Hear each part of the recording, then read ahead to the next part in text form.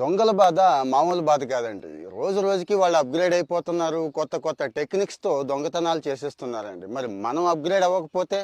అలాంటి మంచి ఐడియా, ఒక రైతు ఇచ్చిన ఐడియా సోషల్ మీడియాలో బాగా వైరల్ అవుతోంది. అందరికీ ఉపయోగపడుతుంది. ముఖ్యంగా రైతులకు ఉపయోగపడుతుందండి.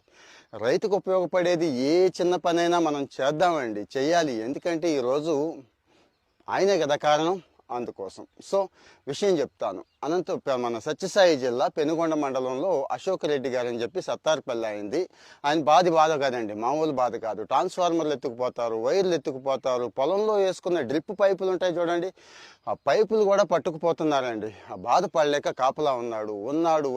ఎన్నాళ్ళు ఉంటారు? రాత్రి పగలు. అక్కడేమో పాములు, తేళ్ళు, రకరకాల బాధ ఉంటుంది కదా. ఆ బాధలోంచే ఒక ఐడియా పుట్టుకొచ్చిందండి. జీపీఎస్. అమెజాన్, ఫ్లిప్కార్ట్లో చీప్గానే దొరుకుతున్నాయి కదా జీపీఎస్ టెస్ట్ చేద్దాం అనుకుని టెస్ట్ చేసేసాడండి. స్వయంగా తెచ్చాడు, పెట్టాడు.